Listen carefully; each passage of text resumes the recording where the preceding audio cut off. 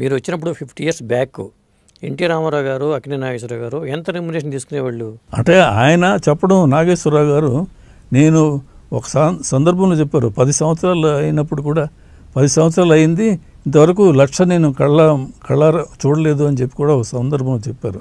ఎందుకంటే ఇవి black and white వ్యవహారాలు కదండి.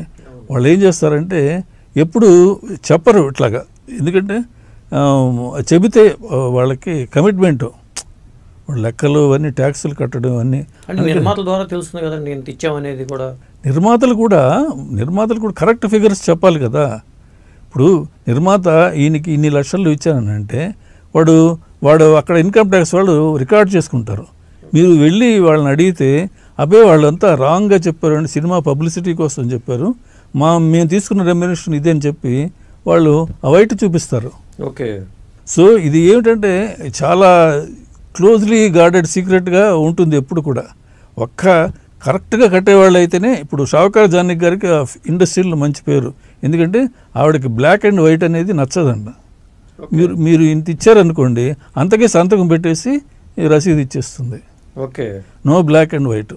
ఇప్పుడు అదే పాటలు పాడేవాళ్ళు ఉంటారు, వాళ్ళు ఉదాహరణకు 5,000 రెమ్యునరేషన్ తీసుకున్నారనుకోండి, అంటే ఆ రోజుల్లో చెప్తున్నాను, అది 2,000 సంతకం ఉంటుంది, 3,000 వాళ్ళు బ్లాక్.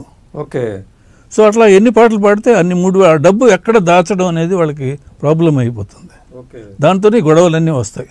ఇది బంధువులు ఇళ్ళకి ఇవ్వడం, తర్వాత వాళ్ళు మాకు ఇవ్వలేదంటాం, పేచీలు రావడం. ఇప్పుడు శ్రీదేవి ఇలాంటి వాళ్ళ విషయాలన్నీ అంతే కదా. బ్లాక్ మనీ అంతా ఎక్కడెక్కడో వాళ్ళు దాచి చివరికి శ్రీదేవి మదర్ చనిపోయేటప్పటికి తెలియలేదు. వాళ్ళు వెళితే ఇంత డబ్బు ఉండాలి కదా, మా నాన్నగారు మా అమ్మగారు ఇలా ఇచ్చారు కదా, మాకెప్పుడు ఇవ్వలేదే అని చెప్పేసి అట్లా చాలా డబ్బు పోతుంది వీళ్ళది. ఇంత కష్టపడి సంపాదిస్తారు, ఫైనల్గా ఏ లెక్కలు లేకుండా అన్యాయంగా మిగతా వాళ్ళు ఎంజాయ్ చేస్తారు ఆ బెనిఫిట్స్. ఇప్పుడు మీకు ఓవరాల్గా మీకు ఒక వ్యూ ఉంటుంది కదా, ఇంతమంది ఇంత తీసుకుంటున్నారు, ఎన్టీఆర్ ఎంత తీసుకుంటున్నారు, అక్కినేని నాగేశ్వరరావు ఎంత తీసుకుంటున్నారు అని ఒక అది మనకు అది ఇంట్రెస్ట్ కాదండి. ఎందుకంటే వాళ్ళ సినిమాల్లో వాళ్ళ నటన ఇదే, కానీ వాళ్ళు ఎంత రెమ్యునరేషన్ తీసుకున్నారు అనేది ప్రేక్షకులకి ఇంట్రెస్ట్ ఉండదు, మనకి ఇంట్రెస్ట్ ఉండదు. దానివల్ల మనం తెలుసుకుని ఏం చేయగలం ప్రయోజనం. వాళ్ళు ఎలాగో ఆస్తులు చేసుకున్నప్పుడు, వాళ్ళ సినిమాలు తీస్తున్నప్పుడు మనకి ప్రచారంలో తెలుస్తూనే ఉంటుంది. ఎందుకంటే నాగేశ్వరరావు గారు ఎప్పుడు చాలా కేర్ఫుల్గా ఉండేవాళ్ళు. ఇది ఎన్నాళ్ళు మనం ఫీల్డ్లో ఉంటామో తెలియదు అని చెప్పి ఆయన వచ్చిన కొత్తల్లోనే చిన్న చిన్న ఇండస్ట్రీస్ పెట్టారు, ఇన్వెస్ట్మెంట్స్ పెట్టారు, బిల్డింగులు అవి వాటిలో ఇన్వెస్ట్ చేశారు, అట్లా చాలా జాగ్రత్త పడ్డారు. ఓకే. సో అట్లాగే ప్రతి వాళ్ళు కూడా, అంటే ఇప్పుడు ఆ రోజుల్లో వాళ్ళ సంగతి చెప్తున్నాను. కొంతమంది వచ్చింది మనం జల్సా చేద్దామనే వాళ్ళు చివరికి మిగిల్చుకోలేక అవస్థలు పడ్డవాళ్ళు ఉన్నారు.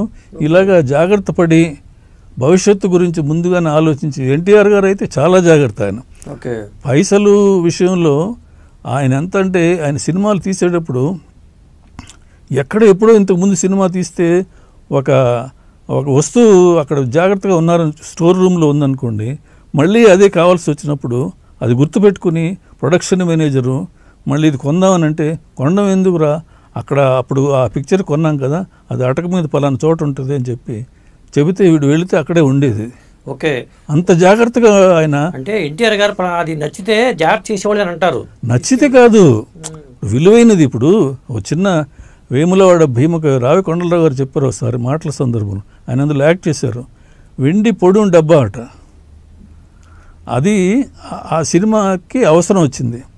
అది కొనడానికి ప్రొడక్షన్ మేనేజర్ వెళ్తుంటే, అది కొనడం ఎందుకు, మనం ఇంతకుముందు ఆ పిక్చర్లో వాడాం కదా అని గుర్తులు చెప్తే అక్కడికి వెళ్ళేది తీసుకొస్తే, అంటే ఆయన అంత పొదుపు అన్నమాట, దీనికి ఎందుకు వేస్ట్ చేయడం అని చెప్పి. సో అంత జాగ్రత్తగా ఆయన ఉంటాడు అనడానికి ఇది ఒక చిన్న ఉదాహరణ అనమాట. డబ్బుల విషయంలో అనవసరంగా ఖర్చు పెట్టరు. తర్వాత ఆయన పిక్చర్లో ఎవరు రావడానికి లేదు, డిస్టర్బ్ చేయడానికి. డిస్టర్బ్ చేస్తే షూటింగ్ ఆగిపోద్ది అని చెప్పి ఆయన ఓన్ పిక్చర్స్కి ప్రెస్ కానీ ఎవరిని ఇతర నిర్మాతలను కూడా ఆయన ఎలో చేసేవాళ్ళు. మిగతా వాళ్ళ సినిమాల్లో అయితే ఫ్రీగా మనం వెళ్ళొచ్చు. ఇట్లాంటివన్నీ కొన్ని పాటించేవారు. అదంతా కేవీ రెడ్డి గారి దగ్గర నుంచి ఆయన నేర్చుకున్నది. కేవీ రెడ్డి గారు స్కూల్ అనమాట. కేవీ రెడ్డి గారు అంతే, ఫుల్ స్క్రిప్ట్, బౌండ్ స్క్రిప్ట్ ఉంటే కానీ ఆయన సెట్లోకి వెళ్ళేవారు కాదు, వేస్టేజ్ ఉండేది కాదు.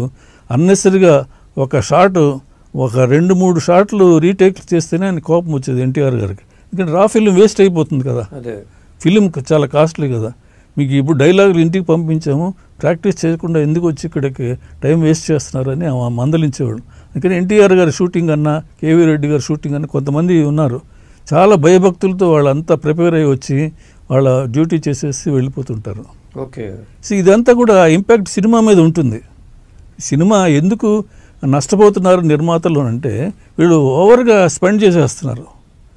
మామూలు పద్ధతిలో తీస్తే ఆడకపోయినా కూడా మనీ నష్టం రాదు, రికవర్ అవుతుంది మనీ. అందుకనే అందరూ ఇన్ని సినిమాలు తీస్తున్నారు.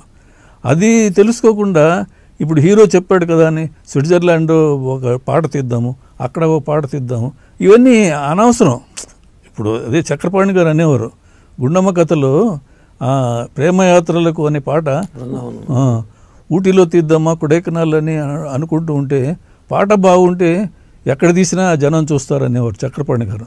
అని పాట మొత్తం విజయ గార్డెన్స్లో తీయించారు. అది హిట్ అయింది కదా ఆ సాంగ్. అదేం లాజిక్. అంటే అక్కినే నాగేశ్వరరావు గారు తన సినిమాలో పాటలకి ఎక్కువ డ్రెస్సులు కావాలనేవాళ్ళట అందరూనండి. అప్పుడు అంటే ఇప్పుడు వాళ్ళు మరీ అన్రీజనబుల్.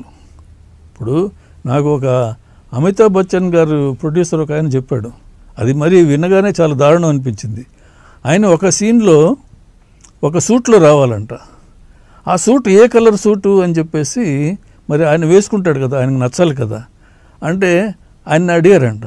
ఇప్పుడు నేను అది ఆలోచించే మూడ్లో లేను, ఒక 10-12 వేరు రంగుల్లో సూట్లు కుట్టించండి, అది తీసుకొస్తే అందులో ఒకటి సెలెక్ట్ చేసుకుంటాను.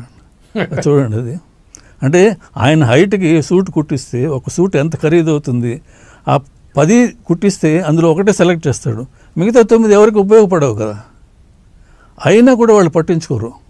అది ఎందుకంటే నాకు అంత టైం లేదు అని చూసి ఈ కలర్ నాకు నచ్చదు అని ఒకసారి చెప్పి ఒక నిర్మాత చెప్తే, అంటే ప్రొడ్యూసర్లు బాధ గురించి వీళ్ళు ఏమాత్రం ఆలోచించరు అనడానికి చిన్న ఎగ్జాంపుల్. అదే ఈ విధంగా చూస్తే ఇక ఎంతో చెప్పుకోవాలి. ఎందుకంటే ఇప్పట్లో వాళ్ళంతా ఈ క్యారవాన్లు కూడా వచ్చేవాళ్ళు, వాళ్ళందరికీ వీళ్ళు నిర్మాతే ఖర్చులు పెట్టుకోవాలి. మొన్న చనిపోయాడు చూడండి పునీత్ రాజ్ కుమార్ గారు, ఆయన ఒక్కడేనంట నాకు రెమ్యూనరేషన్ ఇవ్వండి, నా స్టాఫ్కి ఎవరికి మీరు ఇవ్వనవసరం లేదు, నేనే ఇస్తానని చెప్పి తన రెమ్యూనరేషన్లోంచి ఈ కాస్ట్యూమర్కి వాళ్ళ పర్సనల్ మేకప్ అందరికీ ఇచ్చేవాడట. ఓకే. అది చాలా రేర్ క్వాలిటీ. అందరూ ఆయన చనిపోయినప్పుడు ఎంతగా ఇండస్ట్రీ బాధపడిందంటే ఇలాంటి మంచి క్వాలిటీస్ ఆయనలో ఉన్నాయి, మిగతా వాళ్ళు లేవు, ఎవరికి వాళ్ళు నిర్మాత దగ్గర నుంచి దోచుకుందామనే ధోరణిలోనే ఆలోచిస్తారు. ముఖ్యంగా ఈ హీరోయిన్లు వస్తారు చూడండి, అక్కడ బాంబే నుంచి వాళ్ళు నాట్ లెస్ దాన్ 7 to 8% కూడా వచ్చేవాళ్ళు. వాళ్ళందరికీ కూడా ఫ్లైట్లో, అది కూడా బిజినెస్ క్లాసు, 5 star హోటల్, ఈమె ఎక్కడ ఉంటే వాళ్ళు అక్కడ ఉండాలి. అందరూ అదే 7-8 తక్కువ ఉండరు. ఆ ఖర్చులన్నీ కూడా నిర్మాత మీద పడతాయి. మరి ఎంత ఖరీదు, ఎంత కాస్ట్లీగా అవుతుంది చూడండి. వాళ్ళు ఒక్కరి గురించే ఇలా ఉంటే మరి హీరో ఉంటాడు, ఇంకా పెద్ద పెద్ద వాళ్ళంతా ఉంటారు, మరి వాళ్ళ ఖర్చులన్నీ ఎంతగా ఉంటాయి. కాస్ట్ ఆఫ్ ప్రొడక్షన్ పెరిగిపోతుంది అంటే ఇట్లాగే. ఇది బిగినింగ్ నుంచే ఇవి కానీ వాళ్ళు రిస్ట్రిక్ట్ చేసి కంట్రోల్ చేయగలిగి ఉంటే ఇంత సమస్య వచ్చేది కాదు. ఇలాంటి ఇంట్రెస్టింగ్ వీడియోస్ కోసం తప్పకుండా మా ఛానల్ని సబ్స్క్రైబ్ చేయండి.